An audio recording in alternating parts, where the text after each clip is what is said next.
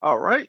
So, number one, welcome to the One Nation podcast, the voice of Brothers Building a Better Nation. I'm your host, Quadeer Porter, the founder and executive director of Brothers Building a Better Nation. And today we're going to be diving into a very special episode where we explore the vibrant collaboration between the Harvard Undergraduate Consulting on Business and Environment Group, also known as Harvard CBE. And our guests are a dynamic team of Harvard students who've been working closely with us since February 2024.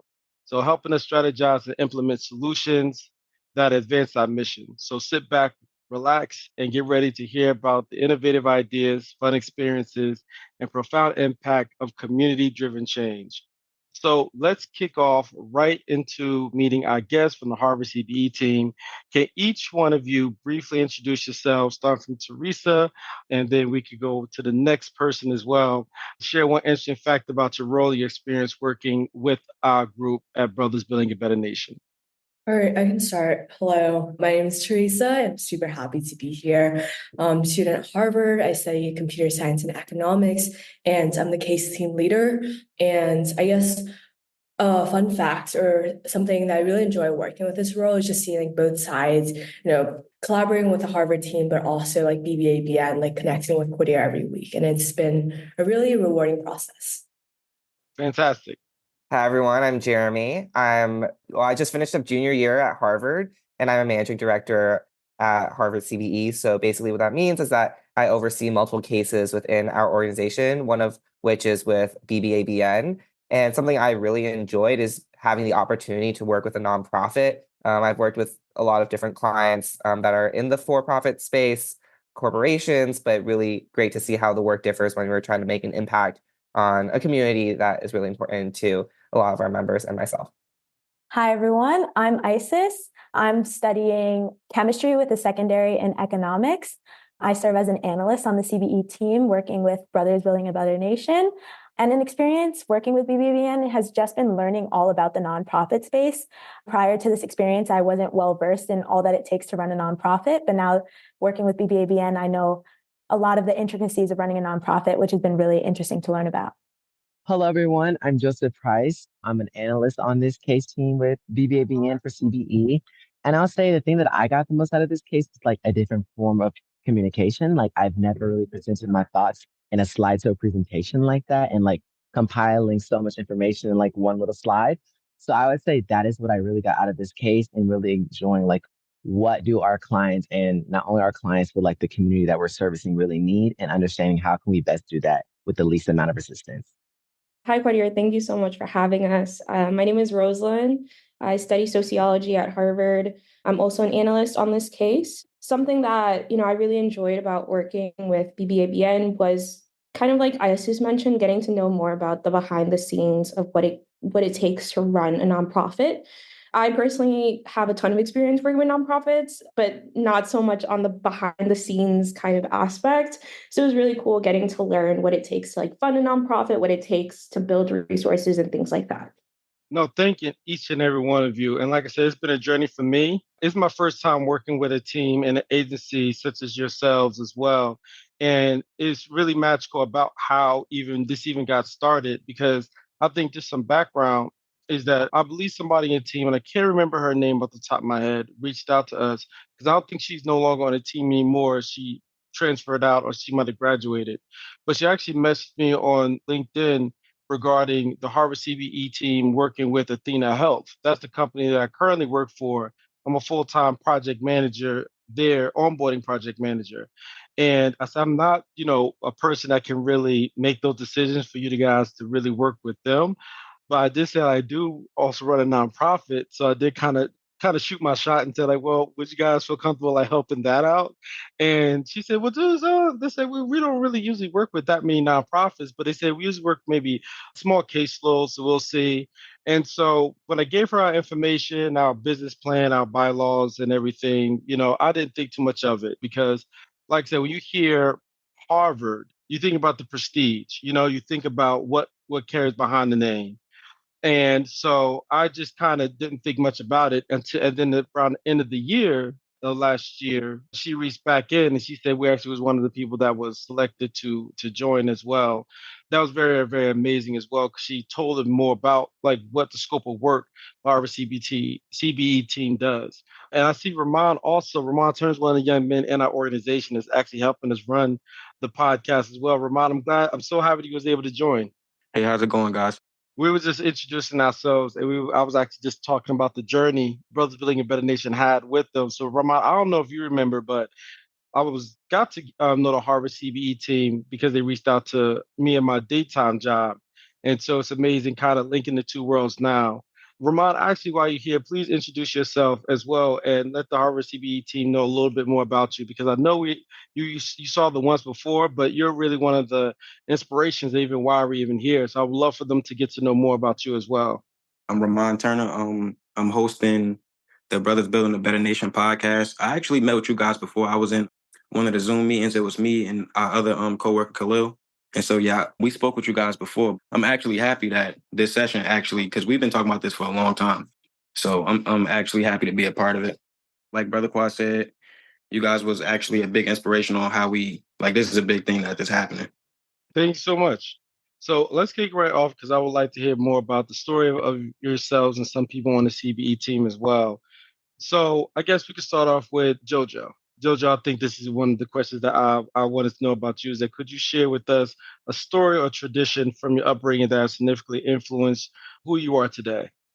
Yeah, I'll say the biggest influence that I had on my life is my love for public speaking.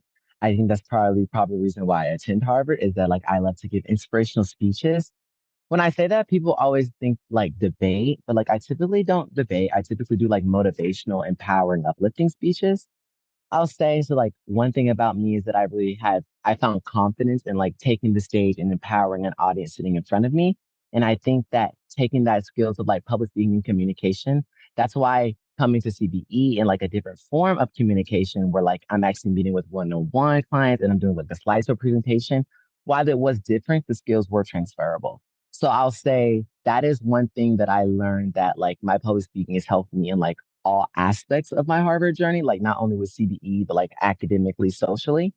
And like I still give speeches like here and there. Not as many as I would have hoped, honestly. I think that I was really busy this semester, but I hope to give more of them later on. And I'll say like that was definitely the most important factor in my life. But also like when I was first joining CBE, I was really excited to do this case particularly because it was focused on a demographic that I shared. And understanding like when I was doing my research, one thing that I never really considered was the differences between like Georgia and Atlanta politics, and like the needs of that community, and like the Black and Latino men that are in Newark, New Jersey. So like understanding those geographical regions and differences is something that I noticed really early in our case this semester. And that's great to actually kind of point that out, because it was the world and difference apart a lot of times from the people that's living in Newark, New Jersey, and that's here, and from the experience in Harvard is sometimes drastically different. And I say that sometimes because people think of Harvard, but the Boston area around there and everything, is a lot of times people forget, and the different socioeconomic issues that are happening around there. We have a school, Rutgers University is here, and a lot of the residents here sees Rutgers University, and we see it as sort of like this kind of like bubble. Like you have Newark and then you have Rutgers University, where it's like a area where you might not be able to really venture into. Like you walk through there, but don't feel like it's a part of it as well. And so that's something that I have always seen that kind of when it comes to city and college towns, that kind of dynamic as well. Whereas like you have the city and the college, you have the surrounding community as well.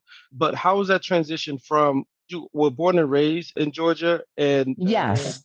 So I lived in Georgia my entire life. So I'm only son of a single father, and I live in Georgia my entire life. And I always say that I was never that student who like his dream was to go to Harvard. I think that I was one of those kids that like I did extracurricular activities and did things in school just because I wanted to do it. And then like I got the acceptance letter and I was like, oh wow, this is something new. And then when I got on the campus for my first semester, like it definitely was a transition. I think one thing that was very notable was one thing that I was so used to living in Atlanta was like seeing a lot of Black influential figures, like in politics, in media, in like business, especially. I'm very used to seeing a lot of Black business leaders and entrepreneurs. And then when I got to Harvard, like I really wasn't seeing that so much. I would also say like the different cultural norms of community in the North and the South were very different. I would say language, but also like the way that you interact with people, I think was a lot different for me. And also like socioeconomically, it was a whole lot different because I am a lower income student. So like coming to Harvard where like the discrepancies were so vast, I think that that was really hard or really challenging from my first semester. I think I'm getting better at it now, but I would say like definitely like the racial and the economic divides are the most engaging. But I will say one thing that I've grown a lot at Harvard is that like you meet so many different people from like so many different backgrounds and walks of life. Like I meet people who like do these things like I never would have thought of. Like my thing was like I like to give speeches. That's what I like to do. But like there's people that like to do medical research and like all these other really awesome things that just I have no experience with. So I think that's one thing that's really special about Harvard is like if you have an interest in something, you can go ahead and do that. And also understanding like one last thing is like people have a lot of niche interests too. I'm a hunter, like I'm very good with a bow and arrow. It's just like different things like that that you wouldn't meet unless you're meeting people from so many different backgrounds.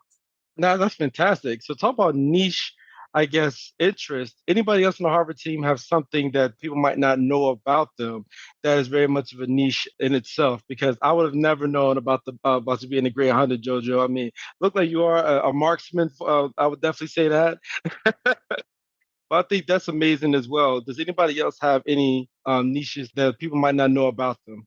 I'm trying to think myself of the me loving anime. That's about it. Oh, and I write. Like I write like short stories and like little things that's been influenced about my background in Newark. But I think that's amazing because it speaks about the diversity of this experience and linking the two worlds between Newark and you guys as well. And so, other than the niches, I would love to hear more about some of you guys' experience working with the nonprofit realm as well. Rosalind, you also spoke about your experience working a lot about nonprofits as well. Could you share a little bit about your story and your tradition, about your upbringing that influenced who you are today, and a little bit more about you work with other nonprofits as well? Because me as a new nonprofit executive director, that's something I'm always trying to constantly learn about is how do you get this whole thing going when it comes to running organizations and looking to inspire others to, because at the end of the day, the organization's mission, and it might sound fancy when it comes to dismantle systemic barriers, but I wanted to see young men live and flourish, like Rahmon, like Khalil, like the other brothers in my community, but getting that mission and implementing it and pushing people who might not feel that voice for years has been something that I've gone through. So I was wondering if you could talk a little bit about your background, your experience to work with other nonprofits, because I think you've seen a consistent kind of story where you have these great initiatives, great views, but then it's not executed properly or it fails. So I would love to hear a little bit about that. Yeah, definitely. So for me, I'm from Boston. I've grown up here all my life. And yeah, I will say that my kind of background is not necessarily typical, I guess, of what you see at Harvard mostly. So I'm first generation low income as well. So yeah, and like growing up in Boston, despite like that background, I was very fortunate. I had a great education in high school. Now I'm at Harvard. So I've been very fortunate in many ways, but I've also had to exist within two different worlds, given, my background. With that, I think for me, I've always really been interested in giving back to communities of color, especially like low income communities, especially since that is a community I belong to. And, with the privilege I've been able to get throughout the years, I think that it has become really apparent and really, I guess, really important for me to emphasize this giving back. So in terms of like different nonprofits I work with, for me, primarily before coming into college, I was really interested in becoming a teacher. So officially, my like major is sociology and education. Currently, it's I'm going through a transition. So I don't know if I still want to be a teacher. But in terms of like the nonprofits I've worked with, a lot of them have been education based. So I've done tons of work with working with like elementary school students, middle school students. Currently, I work for a nonprofit, and their goal is to admit low income students into college. Quadeer, I think you might know which nonprofit I work for. I presented on them. But yeah, so I'm also a member of several nonprofits as well. So I've been able to, really work with these organizations and see the work that they do, but also be on the receiving end of their services and being able to see their impact. So I think with that, like that really drives my interest in the nonprofit field and kind of the development and things of that nature. That's amazing. And it's funny when you mentioned it, I was like, this sounds like a great organization. I was like, wait a minute. It was in the slide deck. That's amazing. And that's exactly what I'm talking about is that it gives opportunity. And that's one thing that in our organization, we've been able to do is that we've been able to kind of show a lot of the guys in our organization what it looks like when you dare to dream, when you dare to just give life one more chance. Rahmon, I don't know if you remember when we was talking about this too, when you was first talking about doing a podcast. And I was just like, I have no idea we're doing a podcast. I'm not big on really social media. I like to kind of stay to myself. But you actually inspired me to get out of my shell and for me to try to get into it because when you really care about somebody, you care about a population, you push yourself to spaces where even you might feel as though you're not the best in or that you're uncomfortable in. You want to show others what it feels like to live. And I think that's something that when he was showing me how your nonprofit that you was a part of helped you get to where you're at, it really just, I dreamed about the day of seeing a couple of my guys either like Rahmon being on like the radio and everything, talking about his startup and his podcast, or some of the guys saying that they're a contractor now and that our organization helped them and get them to where they need to be. Because that's what you constantly see is that a lot of times young men that look just like us don't have that chance or that benefit of the doubt. I thank you for actually mentioning that as well because it took me 2 seconds to kind of ping up, and I was like, oh my God, you did report about that as well. So that was beautiful, and thank you so much. And I would like to hear from Isis as well. And please tell me about a little bit about your experience growing up and also your experience with working and how it influenced who you are today as well. Yeah, so I grew up in the Bronx, New York, relatively close to Newark. And I grew up in what I like to call like a 1.5 generation household. My dad is an immigrant from the Dominican Republic, and my mom, she grew up in New York as well. So I feel like I grew up in a household where I got to see a lot of how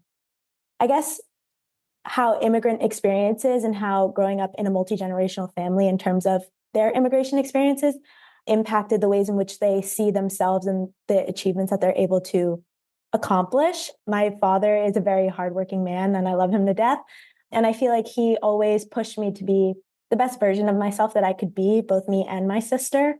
And I feel like that always empowered me to always reach for my dreams, regardless of how out of my reach they may have seemed to me. I felt like I always had my dad and my mom there to really advocate for me and really push me to pursue what I want to pursue, which really helped me not only push me to apply to Harvard, but also push me to, pursue the degree that I wanted without, the pressure of pre-med, where I didn't have to be a doctor, but I could still pursue science in the way that I wanted to. And I could still, be that leader in my community.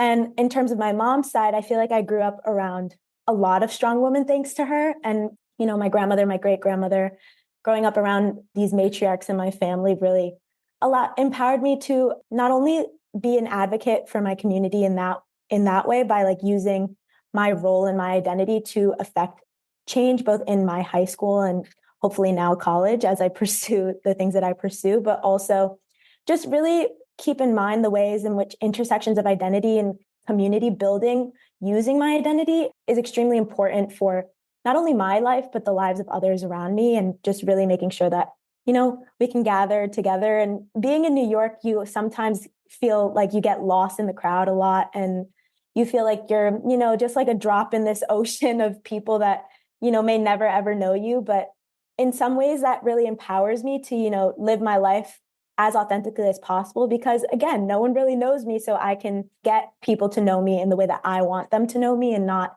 using any preconceived notions about who I'm supposed to be. Thank you so much. And something you just said earlier about how your parents was one of your main inspirations and growing up with a strong family structure in that way. it kind of made me envision about having a firm foundation to kind of work off of. And one of the next follow-up things I wanted to talk about was about ethics as well, because in the world that we work in, especially nonprofits, ethics and morality is big. And so before I go into ethics and consulting, I would like to know more about ISIS, about what was some of the life lessons you learned from the matriarchs of your family that kind of shaped who you are today, some of the ethics and morals and the way that you even operate yourself, because I think that's so important for a lot of people to kind of know about, is that when you have a positive foundation and you're built on that around the love and consideration, it really allows you to do great things as well. So I was wondering to know about some of the life lessons you might have learned from your family that shaped who you are today. I've learned so many lessons from them, but I think two of the most important are that one, anything that you do, make sure you're not doing it solely for yourself. I feel like I grew up in a culture that really emphasized not necessarily sacrifice, but always making sure that your goals don't always involve getting you to the top at the expense of everyone else. To get to the top, you need people to come to the top with you. And that involves a lot of, collaboration, working with people, and making sure that anything that you do, you're doing it for the benefit of your community, not just for yourself. Because at the end of the day, if you do it solely for yourself, it's going to crumble and it's not going to last. Effective change always comes from helping your community in relation to yourself. And the next lesson that I learned that I think is extremely important is that, I don't know how to say this very PC, but don't take kindness for weakness is the way that I would put it. That being a good person and being someone that emphasizes positive community building does not mean that you are a pushover, and don't let people confuse the two with yourself. So just because I can be a kind person, or just because I can affect positive change in the world, doesn't mean that I'm going to allow, people to roll over me whenever they want to, or, try to impede on my progress or my community's progress. So those are the two main lessons that I've learned. That's amazing, because that also ties into having discernment as well. And that's one of the hardest parts that I've been having as within the organization, to try and discern what is people's true intentions and true motives. And I think that's one of the beautiful things, that when you guys was asking me, and you guys, once again, I could just be astral projecting as well, but the top thing that you always see is that what is the moral character and what is the ethics behind this organization that you guys are working for and looking to work towards as well. Because you're right. Number one, you guys' time is precious, and the data and the things and the resources you guys provided to us are so powerful. And I think that's why I'm, forever grateful for you guys believing in us and trusting in us, and showing, and us being able to show you that we're really looking to do positive change. And so you're right. It's important for organizations to not take advantage, and people for not understand that just because organizations or people are nice, that is a leeway to try to take more out of them as well. So thank you so much, Isis, for those lessons. And I think that segues into the other point that I really wanted to understand, is when it comes to ethics and consulting. Teresa, Jeremy, you guys can answer this question first, whichever one feels most comfortable. But in the realm of consulting, particularly when you're dealing with community-oriented projects like what Brothers Building a Better Nation have, how do you balance the business aspects with the ethical considerations of working in underprivileged and marginalized communities? Like I said, sometimes things don't look perfect. I mean, you guys have seen our books, you guys have seen our programs, you've seen seen what we've done, and so that's something I wanted to know, is how do you balance business aspects and ethical considerations with nonprofits such as ours? Yeah, I think that's a really great question. I guess, like, for me, I feel like, there isn't, like, a strict, like, balance, like, things that differentiate, like, community-oriented projects with, like, more businessy projects, as you would imagine. Because I think, like, coming from my experience, like, in high school and even in college, I did a lot of, like, volunteering and, like, working with, like, underprivileged and marginalized communities in Boston. So I think, I sort of really bring that experience with the work that I do, and, like, the mindset and leading, our project for BBABN this semester. So I think it's sort of like a fusion of the two, rather than like, oh, these are the distinct differences. And I feel like, just from my experiences, both, like, volunteering every week at, like, a local after school program to help, like, to mentor underprivileged students, and from Boston Public Schools, working with more assessment parts for one of Harvard's student-run community service organizations to supporting BBABN. I think all of these really tie together hand in hand. Thank you. And I guess go more into the ethics standpoint. Is that when you look at the ethics of an organization, what are some important ethical and moral things you look at, or traits in the organization you look for?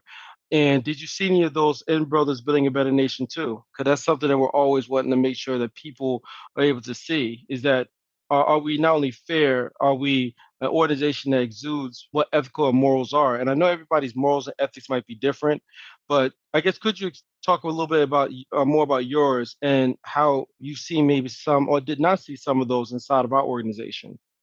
Yeah, I can take this. I think something that I personally really value is being in touch with the communities around me, or just even if they're not around me, like meeting new people in the communities that I'm meeting there. And something that I've really valued working with Brothers Building a Better Nation is how much we talk about like the impact on the ground and how our perception of what we think might be good actually plays out in practice. I would say that, working with an organization like BBABN, having worked on other cases with like companies or even other nonprofits, like we've had like really high touch interactions where we understand like, oh, like these are the brothers within the organization and this is how they've been benefiting. Or like Quadeer, you've talked about like certain weeks, like the challenges that you've gone through with the organization and how you've approached those with your solutions. And I think like understanding like how the organization operates like that has been really telling about like where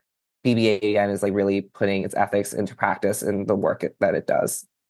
Thank you. One of the things that I don't know if some of you guys have known about is that some of the young men in the organization struggle with homelessness and substance abuse. And one of the earliest things that pilots we tried to have was trying to pilot out the like stipends or financial assistance, emergency assistance, jobs readiness. And one of the things that I ran into ethically is that am I giving money to brothers who have substance abuse and am I exacerbating the issue? But you see some of these young men and they're hungry. Some of them have lost weight. Some of them are in very rough shape. Those are some like the more ethical things that I've had to look at when I'm shaping my programs. Is that am I feeding into a person's addictions on the worst form of self and how to incentivize healing? And trying to break the cycle of addiction, especially when you're so young. Because I've had some guys that was in high school just starting to smoke weed because they was having anxiety from fighting inside of school. I've had some guys who are 30 years old, they got jumped into gangs when they was 12. And so you have all this stacked trauma and you're trying to kind of sort through it. And then you're also trying to work within a system that isn't very well organized, where you have your city, county, and state resources. So sometimes you have these big breaks where you're trying to help these guys, and then for too much, you can't meet in a group because you're basically been told you can't meet at some of these public spaces. So it's all these kind of disjointed systemic barriers that keeps the healing from being consistent that lead to some of these issues where it comes that morally and ethically, what do you do? Do you try to at least give them some resources so they can survive so you can see they're just still there? Or do you tell them to hold off and then have them kind of recidivate back into some of their worst behaviors? Because now, once again, the only resource that they looked up to and had is not operating as it should. And so those are some of the things that I've kind of gone through and I've had to fight with morally and ethically. And so I would like to give the next question actually for Rahmon to ask as well, or for Rahmon to jump in and add on to that, because he's actually seen on the ground level what some of the obstacles that I've been having to go through as well, and things I've had to try to do to make things work. So Rahmon, definitely get the floor is yours. What have you been seeing on the ground level that a lot of people don't see when it comes to us trying to run this organization and really get it off the floor? It's a list of obstacles we always manage to get past. I think one of the biggest things is us putting our our last, first or last foot forward towards any goals that we working to accomplish towards. And a lot of things that get in the way of that is a lot of personal problems. Everybody is their own, person, and they go through their own personal things. A lot of times that could get in the way of any accomplishments from small to large. I feel like it's a process between the ethic you put towards getting through that, that type of obstacle. It's a mental thing. I'll say I did a lot of research for this topic about like the connection between like homelessness and drug addiction. And I would say, as far as like the moral and ethical considerations, I think the best thing that a nonprofit can do, what makes nonprofits strong is their connection to community. And like is understanding that like a nonprofit is like a business that serves the community. And a community will be stronger if the nonprofit is very clear in what they want to do. And when I say that, I mean is understanding like what role the nonprofit wants to take. Like there's a lot of nonprofits that take when they're talking about the issue of drug addiction, they want to take more like the preventative role, using like connections with like education, governments, legislation to make sure that people aren't first getting addicted to that type of drug addiction and policy. So understanding like what ways can we prevent that from stopping at all. But if BBABN wants to take the approach of like recovery and treatment, that is another aspect. So just understanding like where you want to put your very like limited resource towards and like what would be most effective. And I would also say, I think as far as like moral and ethical considerations, like I don't think there's necessarily like a right or wrong answer.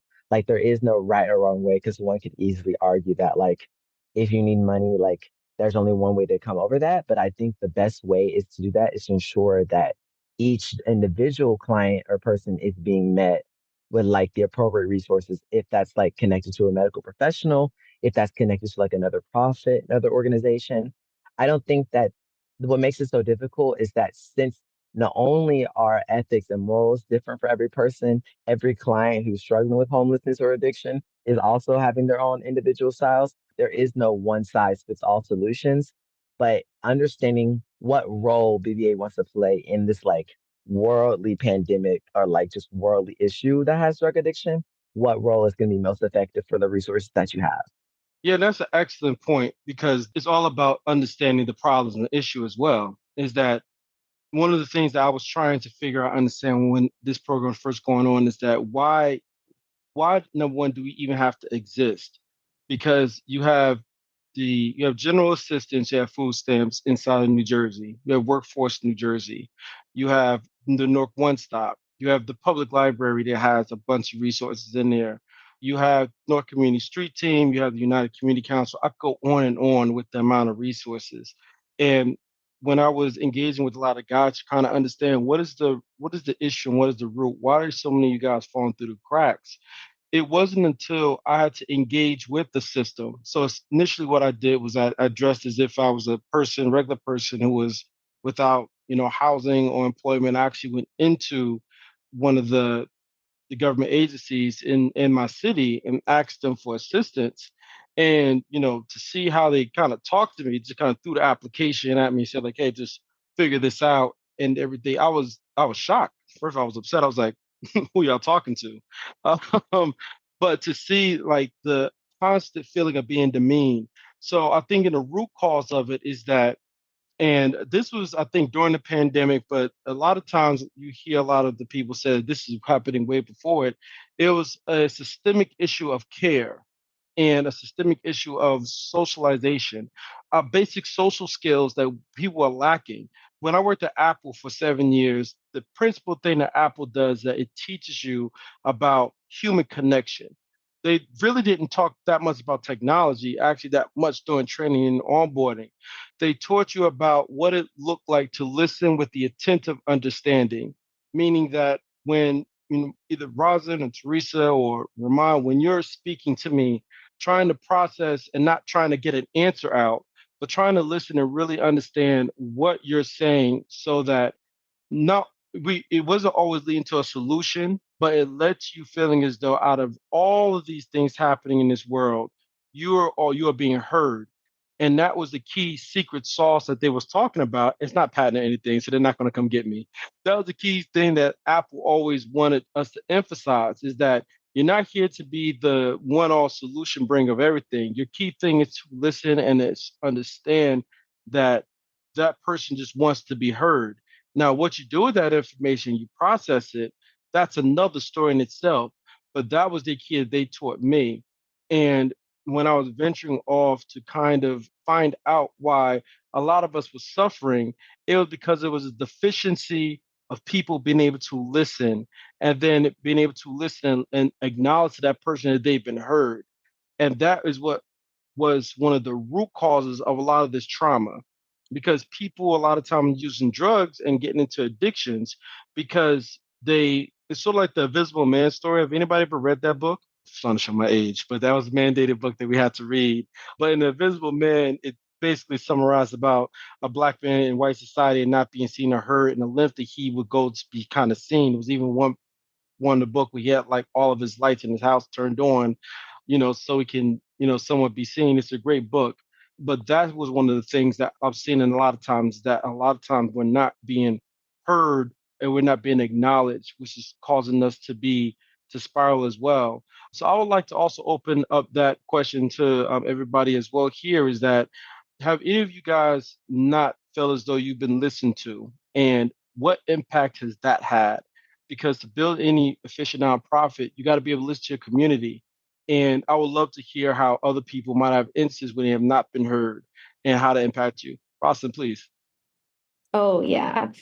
I think definitely immediately I thought about what it's like to exist, I guess, or to be a part of the Harvard College kind of like community, and not be, I guess, the traditional student that like the college was built for. So for more background, like during a previous semester, I took a class on like higher education, and I did a ton of research on like Harvard, and like essentially like the purpose of Harvard, it was created to educate white upper class men of the clergy. Like that was their number one goal. And not being a guy, not being someone who's white, not being upper class, and not being a person who's a part of the clergy, like I don't fit into any of those molds. And I think even though that's like kind of what the college was built on, a lot of that you still see today. A lot of my peers are super wealthy. A lot of my peers have very different backgrounds than I do. And I think sometimes it can be very hard to navigate that, especially since being in rooms where people have parents that are super influential or have, backgrounds that I could never even imagine. Again, like coming from a background where I am first generation, I wasn't born in the US. I was born in the Dominican Republic. I'm the first person in my family to grow up in the US, the first person to go to college, all of these different things. So being able to like navigate these systems definitely has been really hard, and being able to feel heard or seen. Because at the end of the day, like a lot of these systems and a lot of these things were not made with people like me in mind, or people that, don't align again with this white upper middle class male kind of background. And additionally, with that one specific instance, I remember I was trying to get into a building, and there was someone in front of me, and I was like, okay, like they're walking through. There's no point in me tapping my ID again. Since they can just hold the door open for me. But this person was walking through and turned around and looked at me and was like, "Do you even go here? Who's letting you in here? Like, do you even go here?" And it's like things like that where it's like, dang, like work so hard to be in this position. And you think that once you get into the position that you're in, that, all of these systemic barriers and all of these other things are no longer going to be an issue. But then you realize that they are.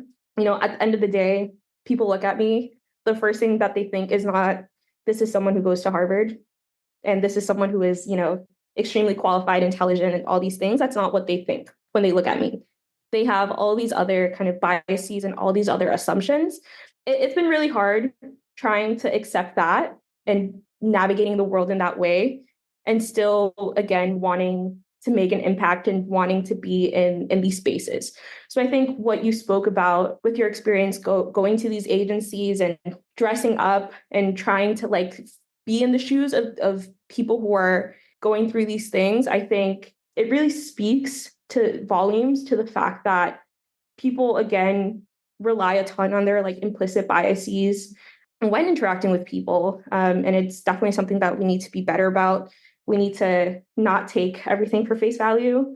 That's my experience being in spaces where I don't feel seen, where I don't feel heard. And what's interesting is that what you just stated made me think about another famous Harvard graduate, was W. Du Bois's famous question in his 1903 piece of The Souls of Black Folks with how does it feel to be a problem? Where a lot of times people of color and from minority populations feel and face the systemic racism and the feeling of marginalization because it's something simple such as that, just entrance inside a building and people turn around and look at you and say like, well, do you even go here? Do you even belong here? I had a similar experience when I went to Rutgers and I was a part of a program called EOF. They called the Education Opportunity Fund. Some of the administration there would say that, oh, they only got in, because of either the color or because of this program or because of affirmative action, regardless of how hard that we worked, how many more hours that we put in. And is that always feeling of being othered and how we have to fight through that is something that is always interesting. That's when you said that what made me really, really think about that. One follow-up things that I wanted to also ask you as well is that one of the things that you see, because I'm also a first generation college student as well, is that a lot of times people talk about generational curses and breaking those, but a lot of times people don't talk about the generational blessings that comes after that. So could you tell me a little bit about how you're able to look to kind of break some of the generational curses that you might have seen when it comes to maybe not being able to go to college or being able to achieve some of the things you have, and how that kind of transformed to generational blessings for your family? Because now, my little brothers are all now going to college now, and now it's the expectation for the men in the family to get at least some kind of advanced degree. And I think that's something special that's not talked about enough. And I would love to hear more about your experience with that and some other people on the team as well. Yeah, definitely. So as I mentioned, I'm quite literally the very first in my family to do basically everything. So with that definitely comes a ton of like responsibility and a ton of pressure. A lot of the services that you were speaking about are services that my family has actually utilized. And, I think for me, the biggest thing navigating through these like generational curses, if you want to call them that, I think has been acknowledging that, where I'm at today is because of my hard work and acknowledging that I belong where I am at today. I think it can be very easy to fall into this trap of, yeah, like what you mentioned, you only got in because you're a person of color. You only got in because of, affirmative action, like things like that. Like it could be very easy to fall into these traps and kind of start believing that. But, through that, I know I'm qualified. Like, I know I've done the work. I wouldn't be here if I didn't deserve to be here. I wouldn't, have all the things that I have if I wasn't deserving of them. So I think being very mindful of that and acknowledging that, but also acknowledging the privileges I've had is also very important. Obviously, because me being where I'm at today doesn't mean that other people who are not here aren't as deserving. So it's like trying to balance those two things where it's like I have also been very fortunate to have a ton of privileges. But with that, I think some kind of like generational gains, I think, for me, definitely like paving the way. I have a younger sister. As I mentioned, I'm the first person in my family to go to college. Next semester, she's joining me here at Harvard. So she's the second person in my family to go to college, and she's also coming to Harvard. So it's like things like that where, I'm able to, one, pave the way, and two, I spoke to this when I was talking about my experiences with nonprofits. Like one, I've gotten where I'm at today because of these services from nonprofits. So being able to be where I'm at today and having the ability to give back, I think that's also something that with this kind of like generational growth, that's something that I really want to emphasize as I move up in life and accomplish more things. Once I, get tons of money and do tons of other things, like I want to be able to give back to people that poured into me and really believed in me when I didn't believe in myself. And I think that's just really important, this idea of constantly giving back and acknowledging all the help that you've had to get where you're at, because at the end of the day, it really takes a village. So being able to pour back into that village and being able to pour your wisdom into other people. My experience has been really hard because I haven't really had tons of people kind of explaining how to do things or, how certain things go. But now that I have that experience, like being able to give it back to other people, I think definitely is very important, and something that I hope, I'm doing that to my sister, and I hope she does to someone else, and it kind of continuing in that way in terms of like breaking these generational curses and establishing these generational gains. Thank you so much. Just to add on to that, I was gonna say like it's also the topic of like acknowledging your privileges, I would say. My parents didn't go to like Ivy League schools or anything, but like both my parents went to college. And when Rosalind, like when you were talking about that, one thing that stood out to me a few weeks before I left campus, I was talking to somebody and one of the organizations I'm in, and he said how much a nonprofit in Alabama that he was working with helped him with like the college application process and understanding like what like FAFSA, understanding what that is, understanding like the Common App, understanding like what would put on a college application, maybe not like your typical things. And it's very different because when I was applying to college, like I didn't I didn't feel the need to use those resources because like I did have the privileges and connections to find that out kind of on my own. So that's also one thing to understand is that like acknowledging what privileges that you do have as an individual and that like maybe separate or like not standard with the identity that you share. It was so cool to see how like you and like him like both really like found usefulness in the nonprofit because I've never previously engaged with a nonprofit before this case. So that's one thing that was super interesting for me, understanding like what nonprofits do, how they operate, and like the impact that they can have. Yeah, Rosalind, you had a lot of excellent points, and you're absolutely right. And I'm, number one, I'm proud and I'm so excited for you and you an amazing thing you done for your family because what you're doing is really historic, and it might not be historic from the global sense that people might not be seeing it, but the small change that little pebble that you might have thrown has led to so many different shock waves that's going to be positively impacting your family for generations because who knows? You might have now laid the foundation for the next Supreme Court justice or next person that's going to have this huge breakthrough. And that's one of the things that I always tell the brothers inside of our organization is that you don't understand how powerful your healing is and how powerful that is to not only yourself, but the people that's looking to follow behind you as well. Because I know that I'm resting on the shoulders of giants, the people who made those sacrifices of trying to process through their trauma and process through all the traumatic instances they was in and fought to live. Because when you look to heal, that's your acknowledgement that you want to live the next day and capitalize and continue to compound that. So I always, like to say we might have compounded trauma. We also have compounded healing, and that's what that looks like. So I'm excited to see your growth and chart that as well. But I would like to give the floor up to Rahmon as well to ask the next question for the team because I know that we've passed the 1 hour mark already, which is kind of crazy. But yes, please, Rahmon, definitely you can follow up the next question for the team.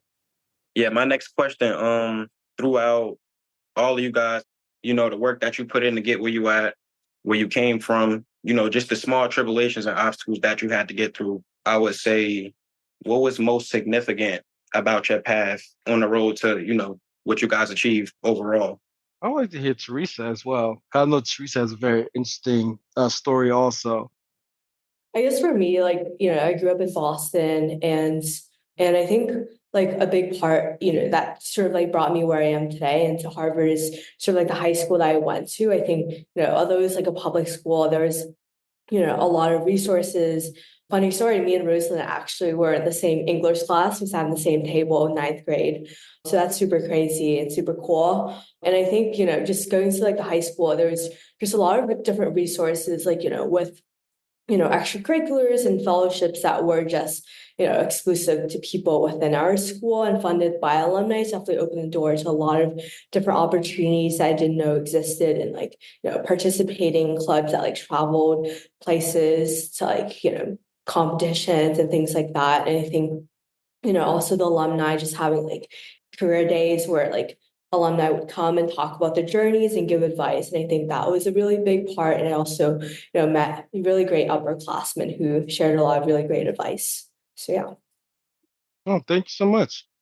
My next question actually is for Jeremy, actually. So looking ahead, how do you see the role of consultants evolving in the context of social justice and community development? What skills and knowledge should future consultants develop to better serve organizations like Brothers Building a Better Nation and the community they support? Yeah, I think there's a lot that consulting can do. I think first, I think a lot of consultants, when you go into consulting, you think like, oh, they work with like big corporations.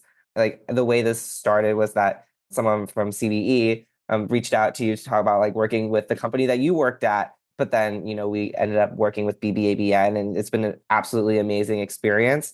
And so I think like, yeah, I haven't worked in an actual consulting firm yet, but there are opportunities to get involved with nonprofits, either if it's like casework, like the way that we've been doing, or also more like local community initiatives. I think that is one way that we can do that. I also think just it's something that we can integrate within the work itself, like regardless if you're working directly on a case with a nonprofit or something like that, that incorporating social justice and their impact of your work on marginalized communities just in anything is important. I think oftentimes it's easy to say like, from a distance that we should do this solution based on our research, but not like questioning, our assumptions or what things those are based off of. And then really, taking a step back, like seeing the impact that this will have before, just going full on ahead without thinking first. Absolutely. And I would like to actually open that question up to the team because each one of you guys have a very unique perspective on the future of consulting. What are your guys' ideas and thoughts about the future of consulting in a nonprofit space? Because we're seeing a lot of changes that has happened. COVID pandemic happened. A lot of organizations ran out of funding. A lot of nonprofits unfortunately had to close down or shrink their workforces.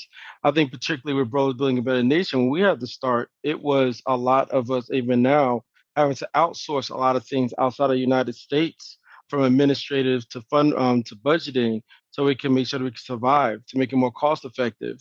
But as we start to open up and look at these other ways of trying to run our organizations, one of the things that I always fear is that we lose that ability to once again impact the community locally because we're looking to outsource so much.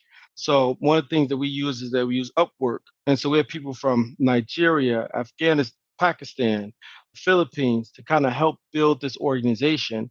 But with anything we're outsourcing, what does that causes you to do? It causes you to kind of lose that local touch and be able to spend dollars locally within there. But you have once again the business need and things that need to get done, and then you have the local impact. So I guess with the future consulting and seeing how organizations are running their organizations, what are some trends that you guys are seeing, and what do you guys think the future of consultants going to be in that impact to kind of lead and guide these nonprofit leaders like myself on making some of these decisions of like workforce policies, procedures, or trying to measure the return and impact on things as well. Just would love to hear you guys' thoughts, and anybody could jump in. So I think definitely just looking at the work we did with BBABN, I think a lot of times we had to really consider the fact that, a nonprofit is not like a regular business. I feel like with a regular business, it can be really clear that you want your costs to be low and then you want your profits to be high and like all these different things. And it can sound very like clear and cut. There are like equations for it and things like that. But I think the conversations that need to be had specifically when dealing with nonprofits are the fact that, one, a lot of times it can be hard for nonprofits to get these resources, and two, nonprofits deal with a lot of unpredictable situations. Whereas, a company can probably predict what they're spending and all these like their costs and everything, all these different things. They can probably predict like what it will look like in the following year, in the following 5 years, in the following 10 years, because that doesn't really change. For a nonprofit, different things can come and go. Like, for example, the pandemic was not something anyone kind of predicted. And it definitely, we see, had a ton of impact on nonprofits and the amount of people that needed these resources and the amount of money that, nonprofits needed to be putting into, people receiving the resources and just communities and things like that. So I think with that is just being cautious and acknowledging this difference. I think that's really important when doing this consulting work. I think too, something that Jeremy spoke to was tackling biases and tackling what things we're expecting. So for instance, some of our recommendations had to do with like internet access and things like that. But we really had to sit down and have a conversation about the fact that participants of BBABN, not everyone may have access to internet, not everyone may have, equal resources. So that's also something that we had to sit down and talk about, where it can be really easy to assume, oh, everyone has a phone, everyone has Wi-Fi, everyone has a permanent address. Right? It's like the reality is that's not always the case. So I think definitely with the future of consulting is definitely being more aware of, one, these structural barriers, and two, being more aware of all these different intricacies and complexities that come with especially nonprofit kind of organizations that may not necessarily be applicable to, your regular company. Yeah, and if I may add on to what Rosalind is saying, I think also, especially in the nonprofit space, given these unpredictable things that Rosalind was talking about, it's also important to, emphasize collaboration as we're going into, this consulting space, and how at the end of the day, I sort of consider consulting as a exchange of ideas at a very professional level. And so with consulting and these exchange of ideas between, an organization such as ourselves with CBE and BBABN, exchanging ideas that not only having this fluid exchange of ideas and transparency amongst collaborators is extremely important, as, it allows us to assess limits and goals a lot more efficiently and effectively, but also allows this exchange of ideas to be open and really help organizations create the change that they want to accomplish, and doing that in the most realistic way possible for the community in which they serve. So in that aspect, collaborating and really emphasizing that collaboration, not only amongst between consultants and the recipient organization, but also within the organization itself, and emphasizing that, again, none of this can be done alone. And with the pandemic, we've seen that upholding these communities and upholding these nonprofits, it's not a solo job, especially in light of the pandemic. This isolation it's effective, but at the end of the day, it's very isolating and can really take a toll on not only people's mental, emotional, and physical health, but also community health and the way in which communities are interacting with one another. So really making that the forefront of nonprofit work, I think, is especially important in these new as we, continue to progress in terms of consulting spaces. No, absolutely. So one of my questions that we have right here is the lightning round of fun questions, where we ask who in your team is most likely to come up with a game-changing idea at midnight or rally everyone for a social event. Well, I can answer that question very clearly. Two different people. I'll say for our team at midnight, definitely Teresa. There has definitely been some nights where it'll be like 3 o'clock in the morning, and Teresa's texting me asking if we can rearrange some schedules or something. And like one of the most difficult things about like just being a college student is that everybody's schedules are so different. Everybody's doing their own different thing. So like Teresa's always trying to figure out like when day works best for everybody. And I think that is just Teresa. I am Teresa as well. That is me. Text your Rahmon and it's like, hey, I know it's 2 a.m., but so tomorrow they're like, you better go to sleep. I feel like I've been blocked a few times from our group chats, which is fine. They let me back in. And I will say Joseph can help rally a social event. 100%. 100%. No, yeah, Joseph always brings the good vibes. I'm about to say we're gonna have an after party for this year's block party this year, Joseph and team. So we're gonna be having special invitations for you guys. So the next one is that if you could switch roles with anybody in your team for a day, who would it be, and what challenge would you tackle first? I'll go. I say I definitely want to switch with Jeremy for a day. I feel like as a managing director, I feel like he gets to see a lot of the inner workings of CBE more than maybe I would as an analyst. So I feel like understanding that and learning that from Jeremy's perspective would be extremely cool. And that's amazing. And my last question is it called the superpower scenario. So if you could choose a superpower to enhance your consulting abilities, what would it be and why would you choose it? So you'd be like the super person of consultants. Go ahead, Joseph. I will say, so me and Isis were on the phone talking about this very same question about 10 minutes before we started the podcast. And I honestly had no answer. And I honestly still don't know if my answer's that great, but like consulting superpower is that I wish my slides were bigger. Like I think like I have so much information to put on the slides, and it's like trying to consolidate hours of research into like 10 lines can sometimes be difficult.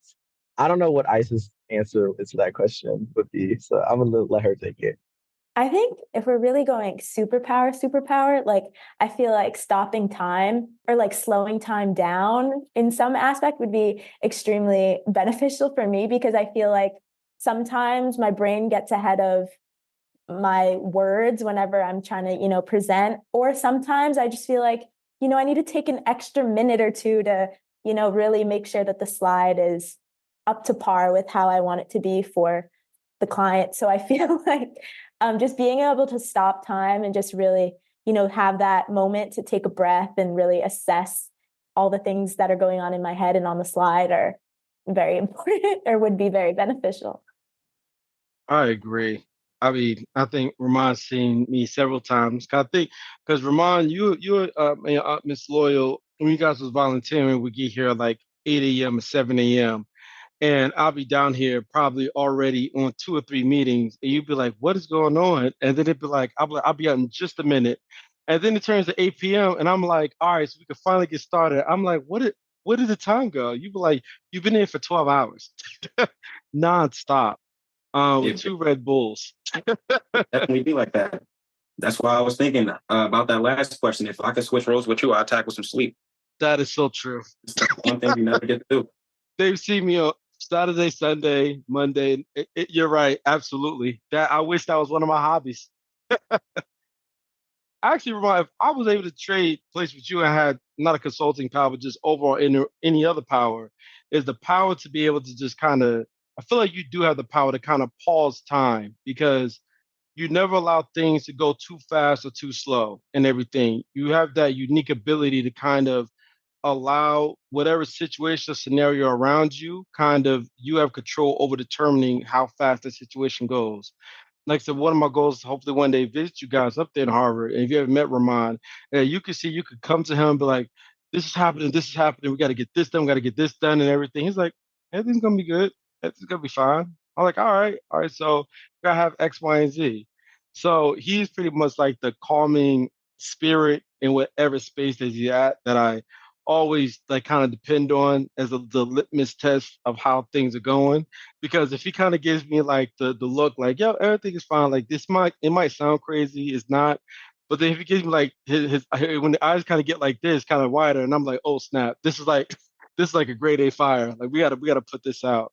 You know what I'm saying? So I think while I might have the energy, Ramon definitely has the ability to kind of like set the balance and everything, which is important. Because as you said, like sometimes like I work like overnight for this, because it's just so much to do and discover and to happen, and you try to get as much as you can out of yourself within 24 hours. And especially when you're trying to build an organization or build a movement that's, number one, is not really well known in the community, which is healing and empathy. You're trying to find out, where do we lose this ability to do that, and how do we recapture it? Because in Newark, it used to be the black churches and the mosques, and during the civil rights movement. Martin Luther King and Malcolm X both had places here in Newark where it was kind of bastions of places where people would get resources at. Then when the Newark riots happened and the crack epidemics happened, you're seeing people's grandmothers, get hooked on drugs, and those different places where you had history and you had home was gone. And so now we're trying to desperately rebuild that, but that takes a lot of energy. I mean, these have been systemic barriers that's been around longer than I've been born, or sometimes all of us combined ages has been put together, how long some of these systems of blockages been there. So we're trying to do something that's just not normal in our community, and we're trying to make it normal. So I think that's why I wish I did have the superpower to rest, but but like I said, it's like a big jigsaw puzzle you're trying to solve. And so the final question I have for the team is that, how has working with Brothers Building a Better Nation changed the way you think about community development and the role of consulting and social impact. I have a very, heartfelt view about how you guys impacted me, but I would love to give the floor to talk about how we might have impacted your views.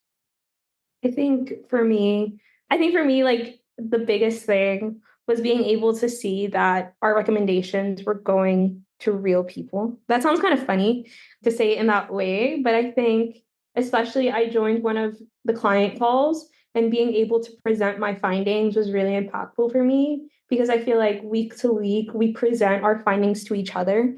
And sometimes it can be hard to remember that this is going to real people and like real people are going to be using our recommendations.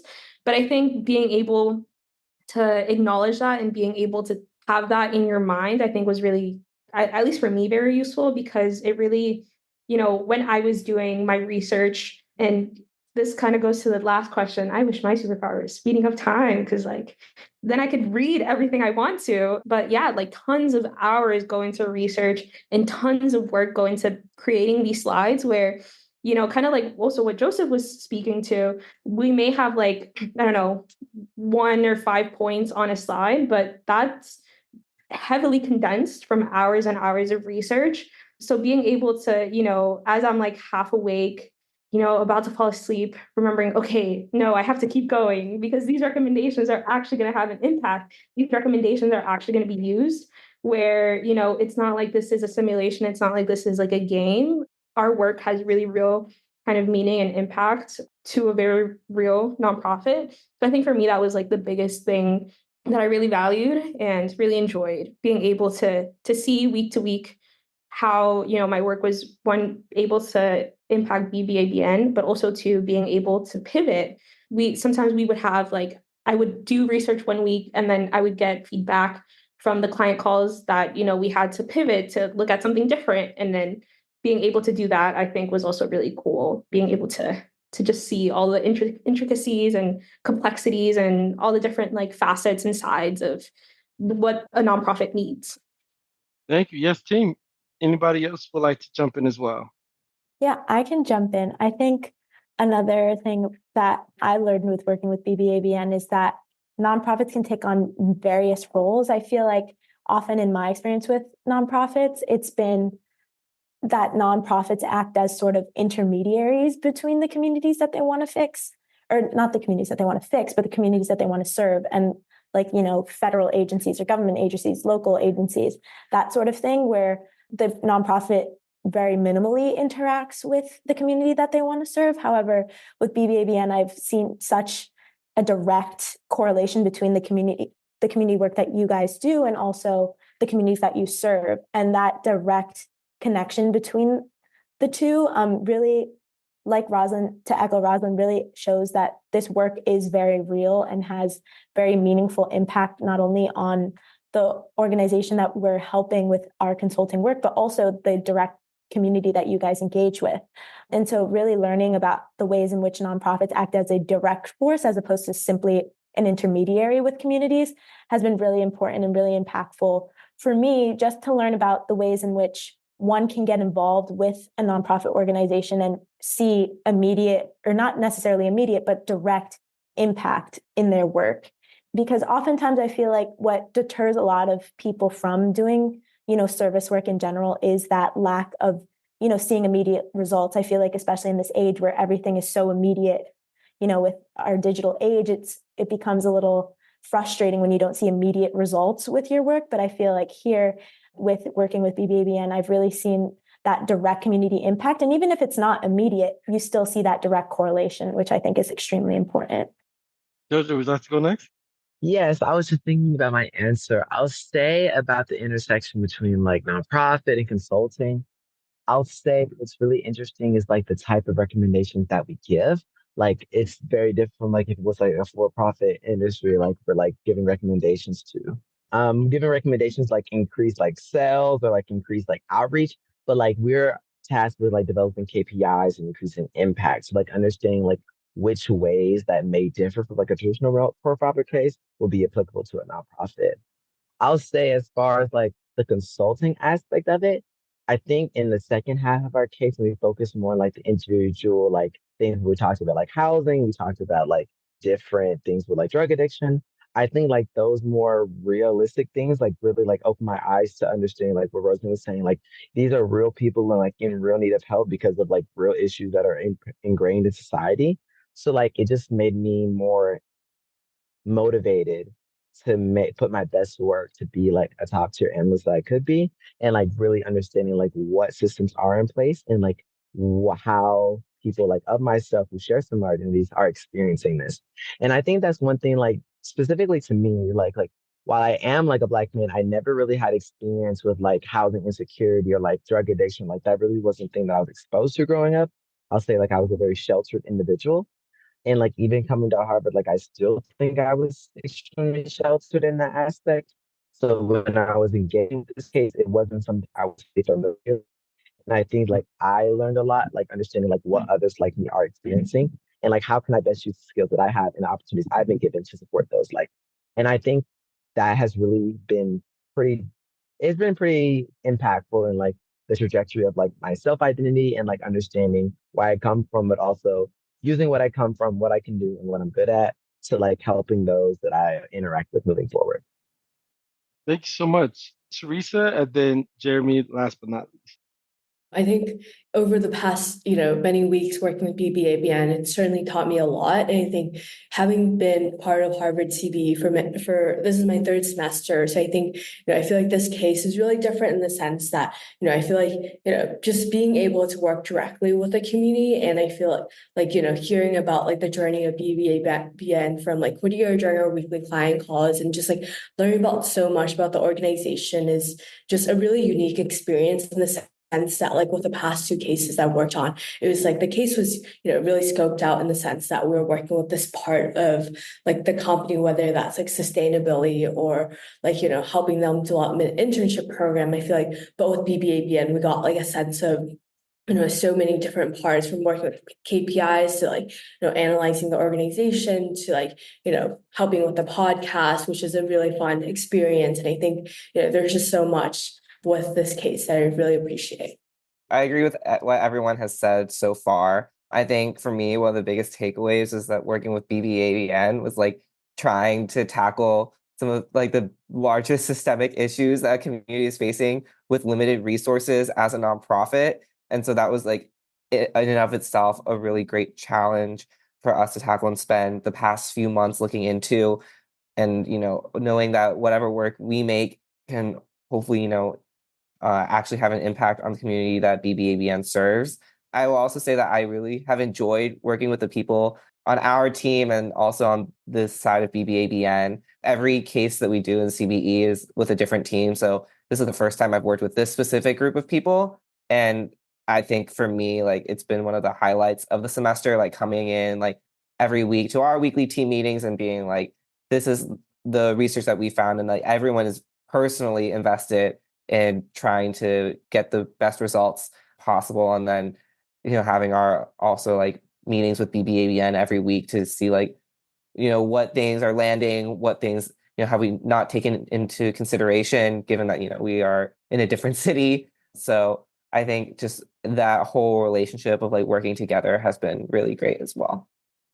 Absolutely. And reminds like one of the brothers in the program, and you're seeing how large the support that we've been trying to muster up and to get. And I know also something I always tell the brothers in the program is that there's a whole village of people out there who can't wait to see you guys, but you just got to live long enough to see them. That call to action of just, having patience with some of the struggle having in life.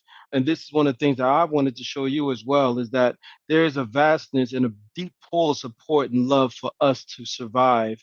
We just have to continue to fight and continue to hit these different milestones in our life to be able to just see them and witness them as well. Part of it, I would love to hear about your reflection on your journey with us as well, and seeing and being introduced to the Harvard CBE team. How has your journey been with the organization and seeing some support we've been able to muster up to kind of look to break some of these generational curses and try to build more trailblazers, within our community?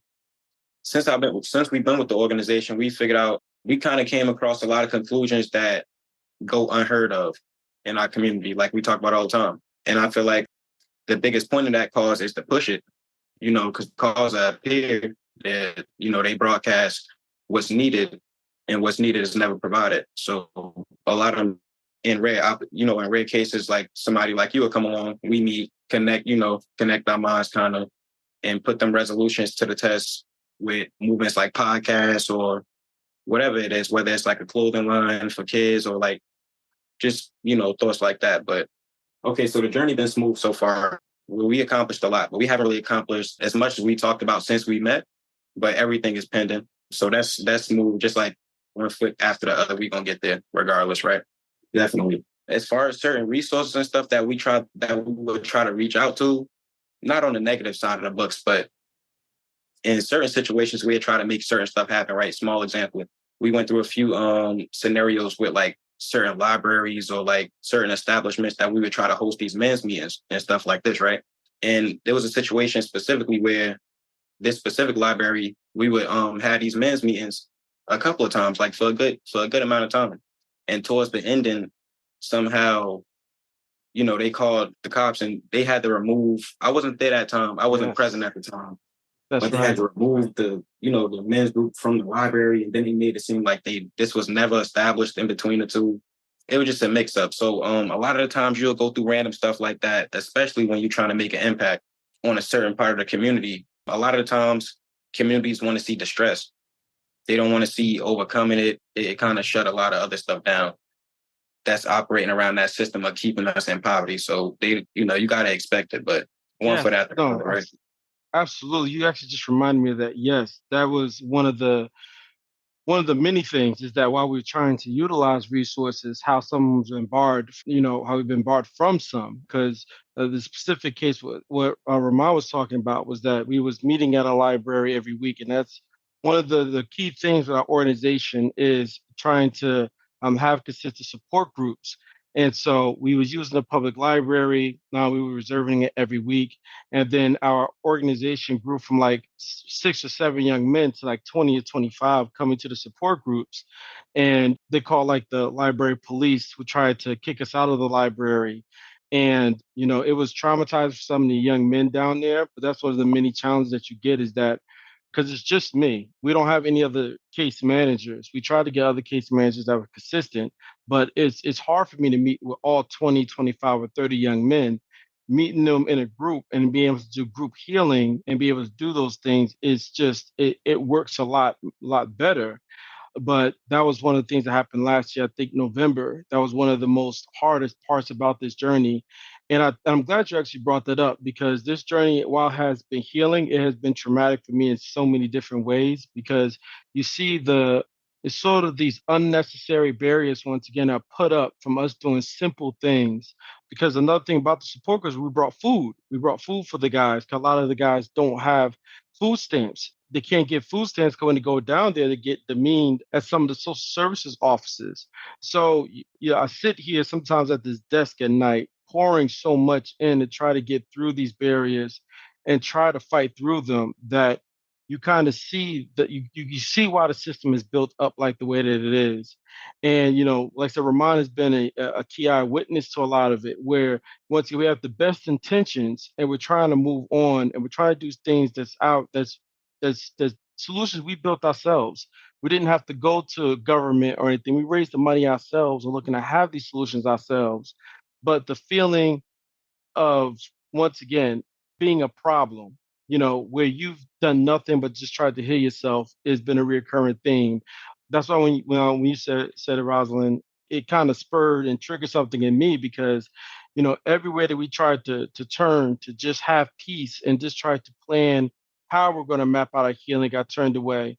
But good news is that we have been allowed back into the library to run the support groups again, after we've finally had some conversations with the board of the library in our city. So that has been an amazing one. But, I'm trying not to break down on here, but it is a lot. And you give up so much of yourself because you just want people to just live in peace. And when you kind of get into those areas, you kind of get frustrated because it looks bad on myself and the organization. that we can't even have simple meetings to heal. Rahmon, I didn't mean to ramble off, but I kind of put that memory back deep into my head because it triggered a whole bunch of other things in me. But you're absolutely right. Yeah, no problem. We know the frustrations. We know. So I get you. I guess I wanted to definitely close on a note of just saying thank you to the Harvard CBE team. You guys have seen us in Journey and Active Journeys that really shows what we're trying to do. I mean, even during these last couple of weeks, we had a situation with a woman and her three children. One of the young men were homeless, and we've had to house in a hotel, or when I was driving from one city to the next trying to get resources. But throughout all that, you didn't give up to us, you didn't judge us.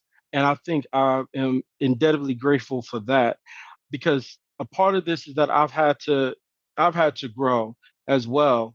I've had to accelerate my healing to spaces where I didn't even think I was able to do, because I've learned that, especially with the data that you guys presented and the things that you discovered, I had to learn that for me to really make this work and for me to really be able to build to scale that I needed to, I had to make momentous changes within myself as an individual if I really loved and really cared about this. And I think that's why I really, really do want to thank you guys for all that you've done for myself, because you've not only provided KPIs and numbers and data, you know, you also pointed out that there were some things that within myself as executive director, I had to fight through and really change within myself to be able to spur the kind of healing that the community needs.